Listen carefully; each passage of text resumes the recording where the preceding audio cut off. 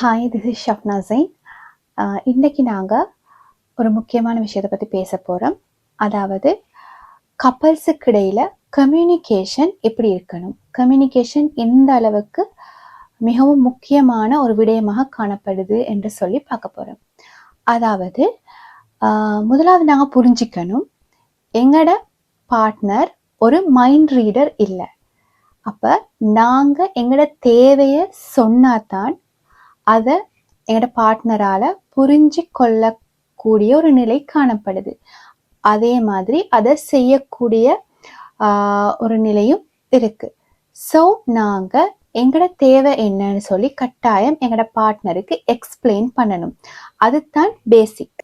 பொதுவாகவே நாங்கள் கப்பல்ஸ் முன்வைக்கிற ஒரு கம்ப்ளைண்ட் தான், நாங்கள் என்ன நினைக்கிறேன்னு எங்களோட பார்ட்னர் புரிஞ்சு கொள்றாரு இல்லை அப்படின்னு சொன்னால் முக்கியமான அதுக்கு காரணமாக இருக்கிறது நாங்கள் சொல்றதில்லை, அதை எக்ஸ்பிளைன் பண்ணுறது இல்லை. நாங்கள் மனசில் நினைக்கிறத அப்படியே திரை போட்டு காட்டுறதுக்கு நாங்கள் பேசணும். எங்களோட கம்யூனிகேஷன் சரியாக இருக்கணும். அப்படியான சந்தர்ப்பங்களில் மாத்திரம்தான் பார்ட்னர்ஸுக்கு இடையில இது சம்பந்தமான பிரச்சனைகள் வராமல் இருக்கு. பொதுவாக இப்போ கப்பல்ஸுக்கு இடையில இருக்கிற கொமனான பிரச்சனையாகவும் இது காணப்படுது. அதாவது நாங்கள் சொல்லாமல் அந்த விஷயத்த அப்படியே எங்களோட பார்ட்னர் புரிஞ்சுக்கணும், நாங்கள் நினைக்கிறத அப்படியே எங்களோட பார்ட்னர் செய்யணும் அப்படின்ற ஒரு மைண்ட் செட்டில் இப்போ கப்பல்ஸ் காணப்படுறாங்க. அப்படின்னு சொன்னால் மேபி இது அந்த கொரியன் ட்ராமாஸ்ட தாக்கத்தாலேயோ இல்லாட்டி சினிமாட தாக்கத்தாலேயோ இருக்கலாம். எப்படியோ ஒரு இமேஜினேஷன் வேர்ல்டில் அவங்க வாழ்ந்து கொண்டிருக்கிறாங்க. பட் இது ப்ராக்டிக்கலி சாத்தியம் இல்லை. நாங்கள் நினைக்கிறத அப்படியே எங்களோட பார்ட்னருக்கு செய்ய முடியாது, அதுதான் உண்மை. ஸோ நாங்கள் எங்களோட தேவையை நாங்கள் என்ன ஃபீல் பண்ணுறோம் என்றதை நாங்கள் பேசினா மட்டும்தான் எங்களோட பார்ட்னர் அண்டர்ஸ்டாண்ட் பண்ணுவார் என்ற விஷயத்தை நாங்கள் தெளிவாக புரியக்கூடிய நபர்களாக காணப்படணும்.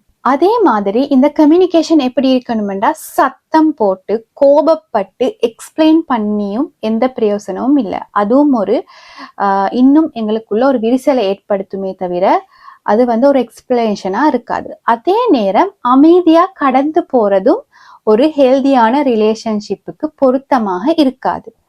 ஸோ இது ரெண்டையும், அதாவது சைலண்டாக கடந்து போகிறதும் கூடாது, அதே நேரம் சத்தம் போட்டு சண்டை போடுறதும் இருக்கக்கூடாது. ஸோ இது ரெண்டும் இல்லாமல் எங்களோட கம்யூனிகேஷன், அதாவது நாங்கள் உட்கார்ந்து நாங்கள் என்ன ஃபீல் பண்ணுறோம் அப்படின்றத எக்ஸ்பிளைன் பண்ணக்கூடிய நிலையில் பார்ட்னர்ஸ் காணப்பட்டால் எங்களுக்கு இடையில வரக்கூடிய நிறைய முரண்பாடுகளை இதை இந்த கம்யூனிகேஷன் இல்லாமல் ஆக்கும். ஸோ நாங்கள் பொதுவாக இந்த கம்யூனிகேஷனில் ஈடுபடாமல் இருக்கோம்னு சொன்னால் எங்களோட இந்த பேசுறதை விட ஈகோ பெருசாக இருக்கும்.